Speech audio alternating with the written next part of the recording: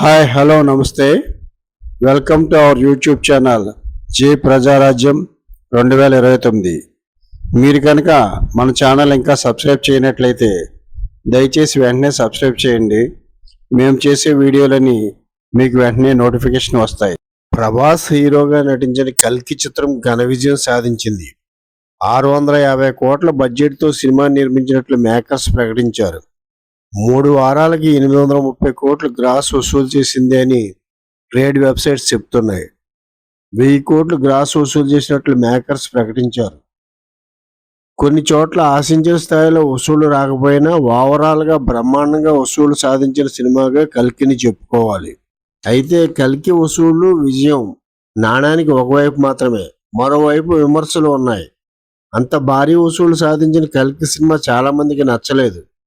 Cinema అర్థం కాలేదని, మూవీలో ఎవరి పాత్ర ఏంటి అనే క్లారిటీ లేదని, మహాభారతాన్ని వక్రీకరించారని ఇలా విమర్శలు వచ్చాయి.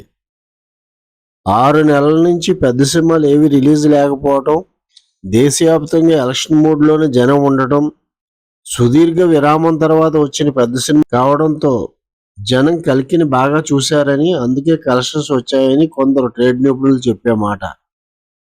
ఇలాంటి బ్యాక్గ్రౌండ్లో కల్కి 1000 కోట్లు గ్రాస్ వచ్చినందుకు స్పందిస్తూ దర్శకుడు నాగ్ అశ్విన్ పెట్టిన ట్వీట్ వివాదాస్పదమైంది. ఎలాంటి హింస, వల్గారిటీ, మితిమీరిన దృశ్యాలు లేకుండానే 1000 కోట్లు వసూలు చేయడం ఆనందంగా ఉందని నాగ్ అశ్విన్ పెట్టిన ట్వీట్ సారాంశం.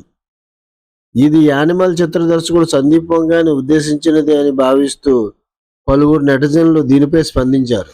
నిజంగా సందీప్ వంగానే అని ఉంటే నాగ్ అశ్విన్ పొరపాటు మాట్లాడినట్టే. ఎందుకంటే సందీప్ వంగా తన బ్రాండ్ నేమ్తో విజయాలు సాధిస్తున్నాడు. అతనికి స్టార్లు అవసరం లేదు. కానీ కల్కి విజయానికి మూలకారకుడు నాగ్ అశ్విన్ కాదు, pan India super star Prabhas. ఇన్ని 100 కోట్లు కల్కికి వచ్చాయంటే అక్కడ ప్రభాస్ హీరో కాబట్టి వచ్చాయి. ప్రభాస్కి 100 కోట్ల వసూళ్లు కొత్త కాదు. బాహుబలి 2 1700 కోట్లు పైగా వసూలు చేసింది. సలార్ కూడా 600 కోట్లు పైగానే చేసింది. ఇప్పుడు కల్కి. ప్రభాస్ హీరో కాకపోతే కల్కి ఎంత వసూలు చేసే అవకాశమే లేదు. నాగ్ అశ్విన్ గత చిత్రాలు 50 కోట్లు షేర్ సాధించినవే లేవు. కానీ సందీప్ వంగా బ్రాండ్ ఇమేజ్తో యానిమల్ మూవీ 930 కోట్లు గ్రాస్ వసూలు చేసింది. 1000 కోట్లు వసూళ్ళు అని సందీప్ ప్రకటించుకోవచ్చు, కానీ ఒరిజినల్నే ఇష్టపడే సందీప్ వంగా 930 కోట్ల వసూళ్ళనే ప్రకటించారు.